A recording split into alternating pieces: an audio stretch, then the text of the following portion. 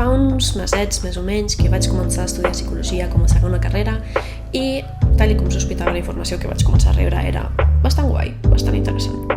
A la vegada sempre he pensat que l'educació bàsica, la primària i tot això, té molt poca informació sobre com funciona el nostre cervell i em sembla una llàstima, no? Perquè com funcionaria el món si tinguéssim més informació sobre com detectar primeres senyals de depressió, d'ansietat, un tipus de cultura més preventiva respecte a la nostra salut mental. I és per això que he decidit fer aquest canal de YouTube. El que vull bàsicament és agafar la informació que estic aprenent mentre estic aprenent i compartir-la amb vosaltres mentre vaig fent dibuixets perquè la informació sigui una mica més processable per tothom. Si la idea d'aprendre sobre psicologia mentre veus dibuixets et resulta interessant, doncs pots subscriure't i donar-li a la campaneta de manera que podràs veure els meus següents vídeos. I ja està, moltes gràcies i a cuidar-se. Adéu!